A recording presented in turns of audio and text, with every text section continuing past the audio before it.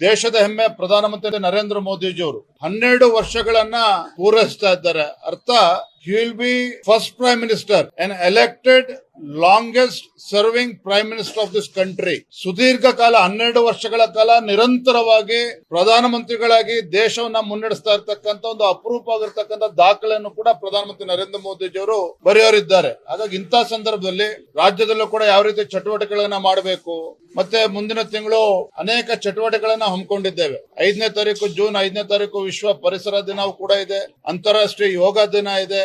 ಅದ್ರ ಮಧ್ಯೆ ನರೇಂದ್ರ ಮೋದಿಜಿಯವರು 12 ವರ್ಷಗಳು ಪೂರೈಸಿರ್ತಕ್ಕಂಥ ಅದು ಕೂಡ ಚಟುವಟಿಕೆಗಳು, ಈ ರೀತಿ ನಾನಾ ರೀತಿ ಚಟುವಟಿಕೆಗಳು ಕೂಡ ನಾವು ಹಮ್ಮಿಕೊಳ್ತಾ ಇದ್ದೇವೆ ಸಂಘಟನಾತ್ಮಕವಾಗಿ. ಈ ಎಲ್ಲಾ ವಿಚಾರಗಳ ಬಗ್ಗೆ ಪಕ್ಷದ ಪ್ರಮುಖರ ಜೊತೆ ಕೋರ್ ಕಮಿಟಿಯ ಸದಸ್ಯರು ಒಳಗೊಂಡಂತೆ ಪಕ್ಷದ ಇನ್ನು ಹಿರಿಯರ ಜೊತೆ ಇವತ್ತು ಸಮಾಲೋಚನೆಗಳನ್ನ ಮತ್ತೆ ರಾಜ್ಯದ ರಾಜಕೀಯ ಪರಿಸ್ಥಿತಿಗಳ ಬಗ್ಗೆನೂ ಕೂಡ ನಾವು ಮುಂದೆ ಹೇಗೆ ಹೋಗ್ಬೇಕು ಇವೆಲ್ಲದ್ರ ಬಗ್ಗೆನೂ ಕೂಡ ಸಮಗ್ರವಾಗಿ ಚರ್ಚೆನ ಮಾಡ್ತಾ ಇದ್ದೇವೆ. ದೇಶದ ಹೆಮ್ಮೆ ಪ್ರಧಾನಮಂತ್ರಿ ನರೇಂದ್ರ ಮೋದಿಜಿಯವರು 12 ವರ್ಷಗಳನ್ನ ಪೂರೈಸ್ತಾ ಇದ್ದಾರೆ. ಅರ್ಥ, he will be first prime minister and elected longest serving prime minister of this country. ಸುದೀರ್ಘ ಕಾಲ 12 ವರ್ಷಗಳ ಕಾಲ ನಿರಂತರವಾಗಿ ಪ್ರಧಾನಮಂತ್ರಿಗಳಾಗಿ ದೇಶವನ್ನ ಮುನ್ನಡೆಸ್ತಾ ಇರ್ತಕ್ಕಂಥ ಒಂದು ಅಪರೂಪ ಆಗಿರ್ತಕ್ಕಂಥ ದಾಖಲೆಯನ್ನು ಕೂಡ ಪ್ರಧಾನಮಂತ್ರಿ ನರೇಂದ್ರ ಮೋದಿಜಿಯವರು ಬರೆಯೋರಿದ್ದಾರೆ. ಹಾಗಾಗಿ ಇಂಥ ಸಂದರ್ಭದಲ್ಲಿ ರಾಜ್ಯದಲ್ಲೂ ಕೂಡ ಯಾವ ರೀತಿ ಚಟುವಟಿಕೆಗಳನ್ನ ಮಾಡಬೇಕು, ಮತ್ತೆ ಮುಂದಿನ ತಿಂಗಳು ಅನೇಕ ಚಟುವಟಿಕೆಗಳನ್ನ ಹಮ್ಮಿಕೊಂಡಿದ್ದೇವೆ. 5ನೇ ತಾರೀಕು ಜೂನ್ 5ನೇ ತಾರೀಕು ವಿಶ್ವ ಪರಿಸರ ದಿನವೂ ಕೂಡ ಇದೆ, ಅಂತಾರಾಷ್ಟ್ರೀಯ ಯೋಗ ದಿನ ಇದೆ.